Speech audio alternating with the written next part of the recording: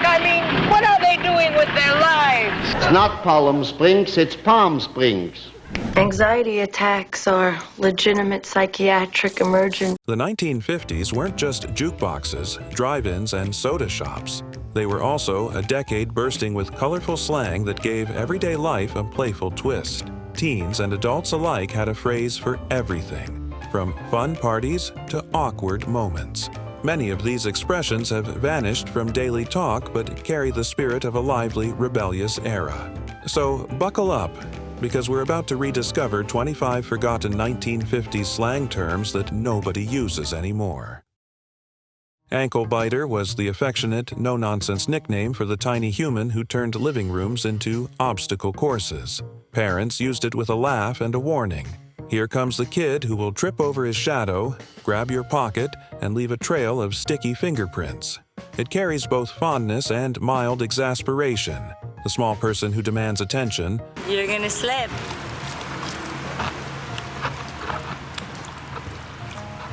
What are you doing? Whoa! Always first to find the mud puddle and last to quit exploring.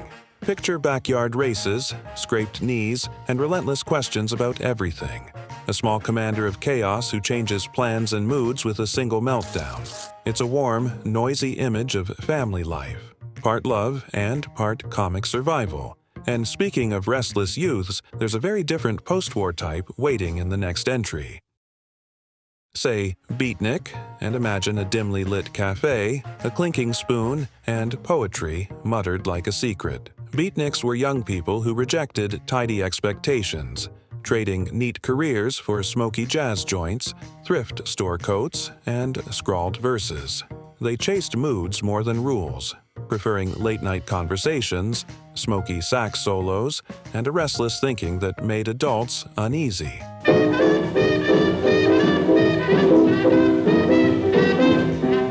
To call someone a beatnik was to mark them as interesting, untidy, and a little theatrical, equal parts earnest and performative. Some loved the art, others loved the pose. The word hinted at rebellion that smelled faintly of coffee and cigarette smoke, a patchwork of ideas and habits that made ordinary life look a little smaller. They created art of being deliberately undone, honestly. Backseat bingo was the sly, giggly phrase teens used for the classic car courtship routine. Two people, a parked car, and an evening full of whispered promises. It wasn't formal romance, it was discovery. Awkward kisses, nervous laughter, and the thrill of secrecy beneath the glow of street lamps. Are you serious? What? What, now you're making fun of my car? What? No, I was just being specific. I wasn't saying that because it's shitty. All right. Teenagers loved it because it felt private and forbidden, a tiny rebellion against parental rules and curfews. The phrase is playful, turning something nervous and furtive into a game. You can almost hear the radio muffled in the background, the fabric of the seat creaking as stories are traded and futures imagined.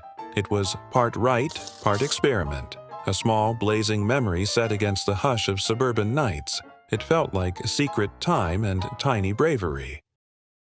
A bada was the archetype of strict confidence, the person who walked with purpose, spoke little, and made a simple gesture do the talking. In movies and on streets, the beta had presence, steady jaw, quiet eyes, and a reputation that made others either respect or fear them. The word mixed toughness with a certain charm. It could be admiration for someone reliable or a warning about someone quick to stand up for themselves. Real people labeled bada might fix engines, protect neighbors, Gary Cooper in touch with his feelings, that they wouldn't be able to shut him up. And then it's dysfunction this, and dysfunction that, and dysfunction my fungal. or be the ones you'd want in a scrape. The slang honored grit as much as swagger, the kind of person whose silence weighed more than many speeches and whose actions settled arguments, quietly admired. If someone bashed ears, they spoke so much you felt the conversation might never end.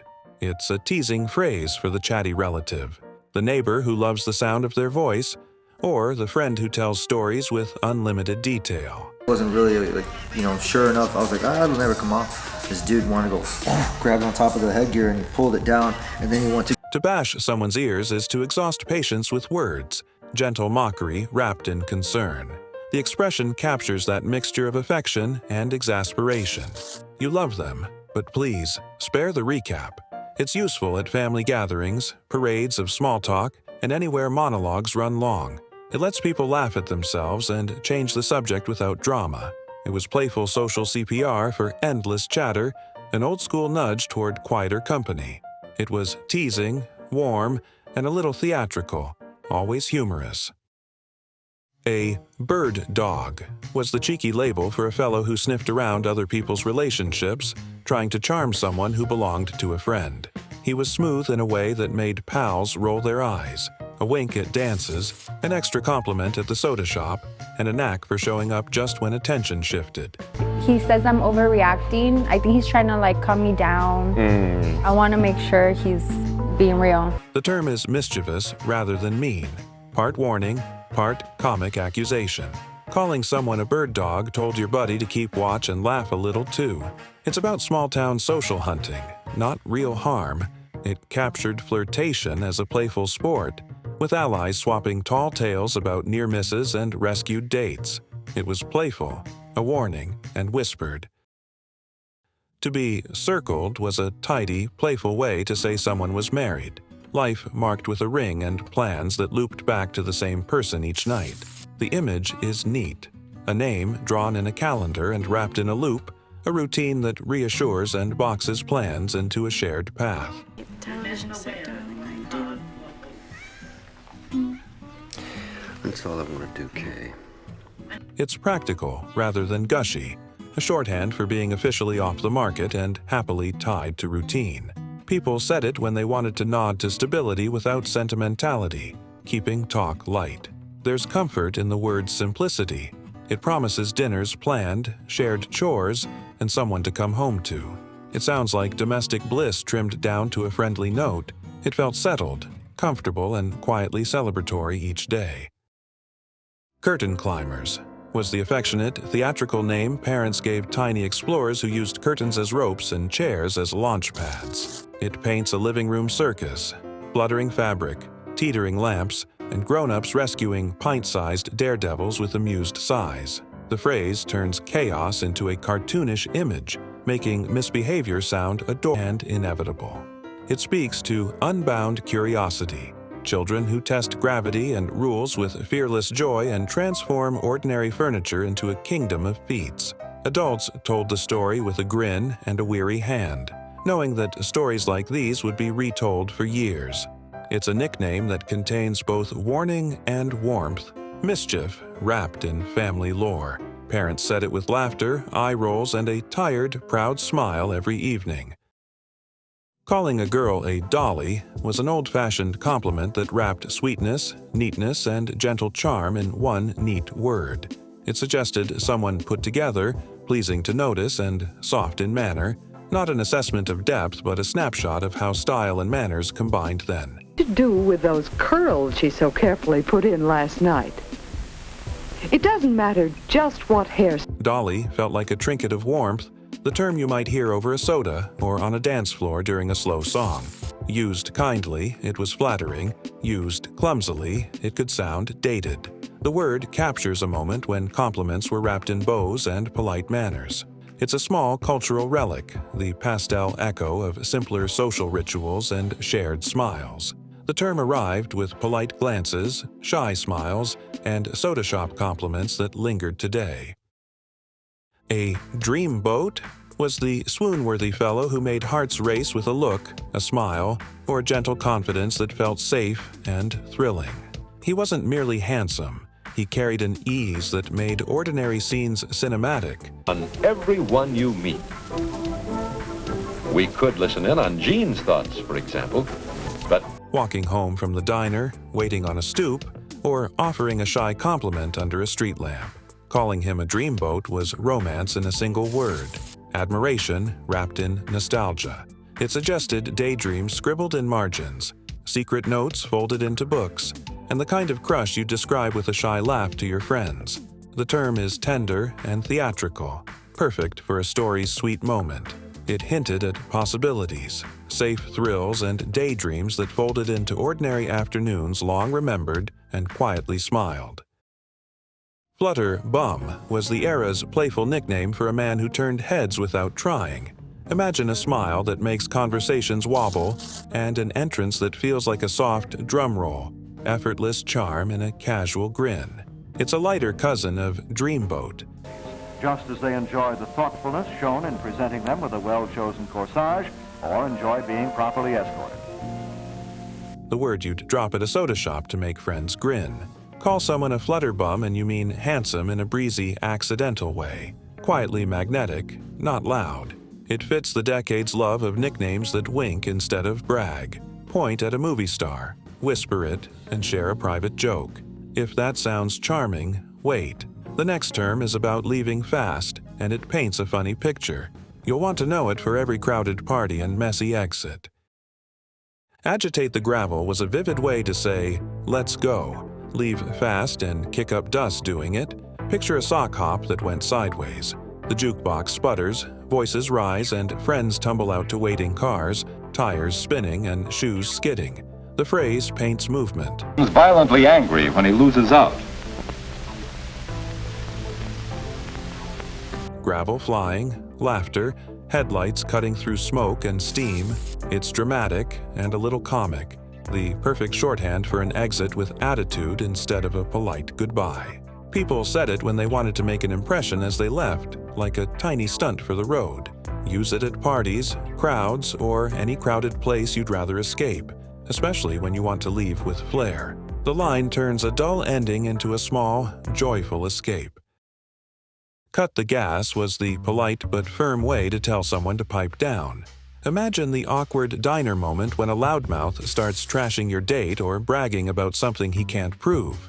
Someone needed to shut him up without starting a brawl. Saying, "cut the gas," did the trick. It sounded sharp but breezy. Oh, really? I will knock you the fuck out, so walk away. A mid-century zinger that trimmed chatter without too much heat.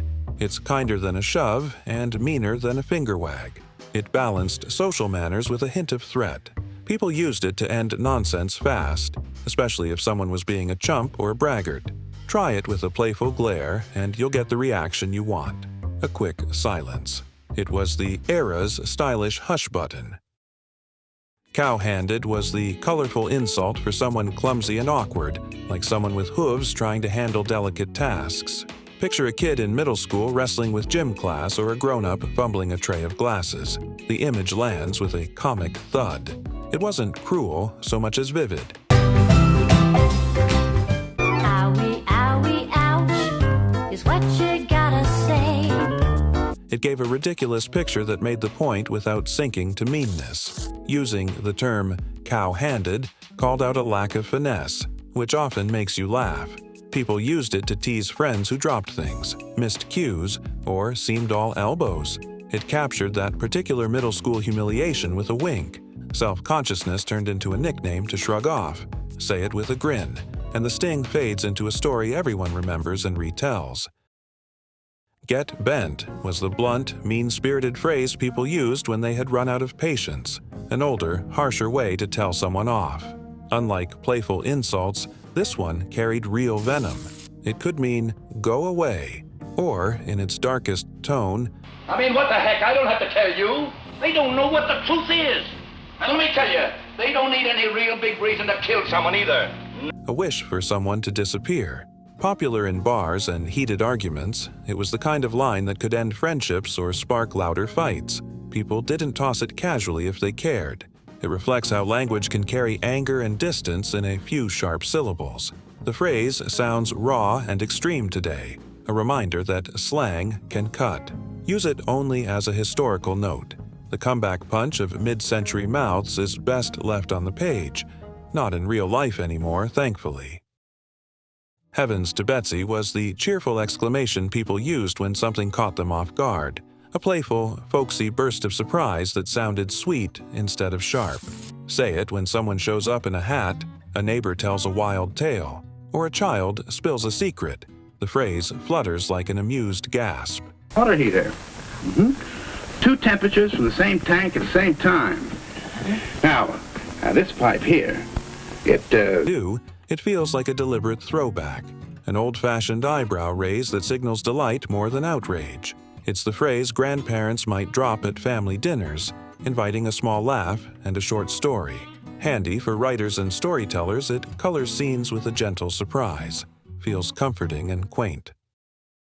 Greaser, named the slick-haired tough guy who piled on pomade and swagger in equal measure. Think leather jacket, motorcycle hum, and hair shaped like a glossy wave. Style was attitude, and attitude was armor.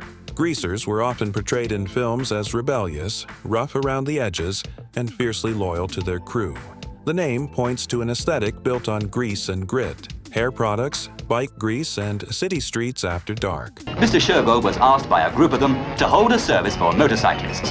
Hundreds of rockers turned up for it. Sometimes romanticized, sometimes feared, the Greaser captured post-war youth pushing back against conformity with a scuffed bravado. Use it carefully now. It smells of stereotype and era-specific identity, but it's a vivid shorthand for a tough boy image. Rendered in film and song, the Greaser lives on as a cultural snapshot of restlessness and style. Hip was the simple stamp for someone in the know, the person who noticed trends before they were trends and wore them like a secret badge. Hipster grew from that idea into someone deliberately counter, chasing styles that waved at the mainstream and then ducked away. Both terms mark cultural taste, music choices, slang, clothes. I've been swallowed by the ring-a-ding doom of shattered civilizations. And a mindset that values being with it. In the 1950s, being hip meant jazz records, sharp remarks, and a certain sideways glance at ordinary life. Later, hipster became more elaborate. Thrift store outfits, indie art, and a look that says, "I found this, not bought it." Use both words to talk about coolness and expect them to shift as fashions do. They're about identity, signal, and belonging, wrapped into a stylish word. Paper Shaker was a playful, slightly cheeky name for a cheerleader who led the crowd with pom-poms and pep.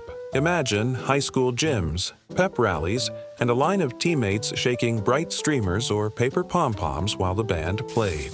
The term captures the visual. Motion, noise, and enthusiasm all rolled into one job that lifted school spirit.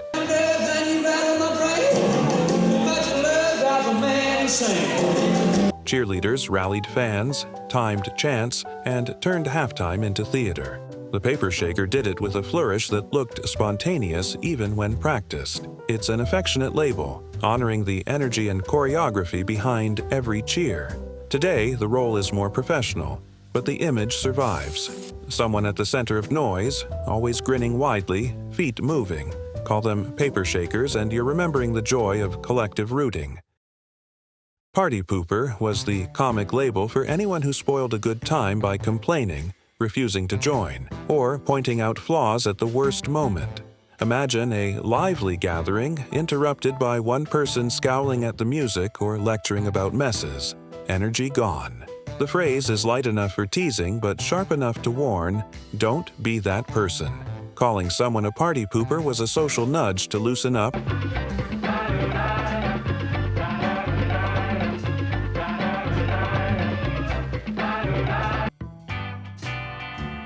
or step aside and let others have fun. Used among friends, it could be playful. Used coldly, it stung. It survives because it names a familiar scene. Joy halted by a single gloomy voice. And because the world still needs people who know how to laugh and move on. It's a mild rebuke, a reminder to lighten up. Bad news was the punchy label for someone who lowered the room's temperature with a single sigh. The friend who always carried trouble in their pocket. It wasn't cruelty so much as a social weather report. You'd say it like a forecast, wary and practical. Bad news could be a gloomy relative, a coworker allergic to optimism. Clarity, parking in cars with the boys at night. When Jerry brags about taking Ginny out, he learns that she dates all the boys. Or the neighbor who turned small talk into a litany. The term did the work of a gentle nudge. Arrange your expectations and bring an umbrella for the mood. People used it to protect themselves while keeping affection intact, teasing, and warning. It's the phrase you reach for when you want to laugh and prepare simultaneously. Speaking of a different vibe, another word invites staying late and dancing tonight. Bash was the jubilant shorthand for a rollicking party where everyone loosened ties and shared storytelling like currency. It suggested music over polite conversation, punch bowls fighting gravity with ice, and candy jars that doubled as truce offerings between teenagers. A bash could be a housewarming, a victory night, or a sock hop that stretched past curfew. Anything that let neighbors trade routine for raucous, shared joy. Signal go to the dynamo, dynamo, dynamo in my heart.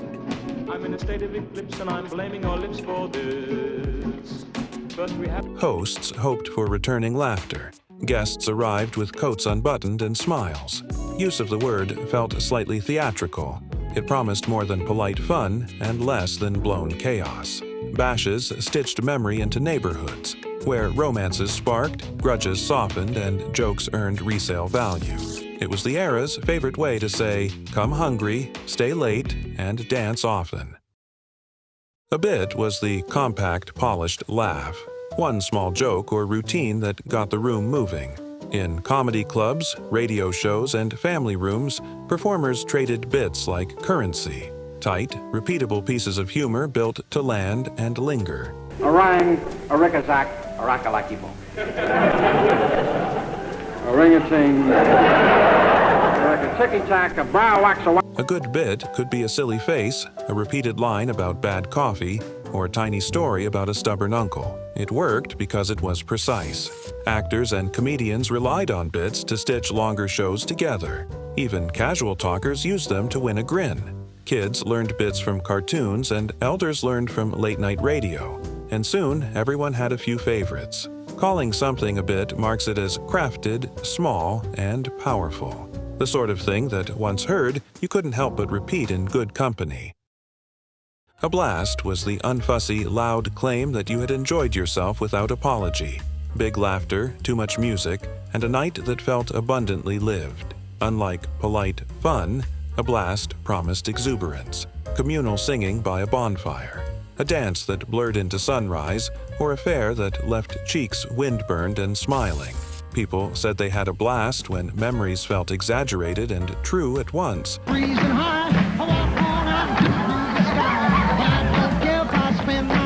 Like a story someone told with growling pride. The word held a hint of mischief. A blast could mean a harmless uproar or a reckless good time that made later mornings whole with stories.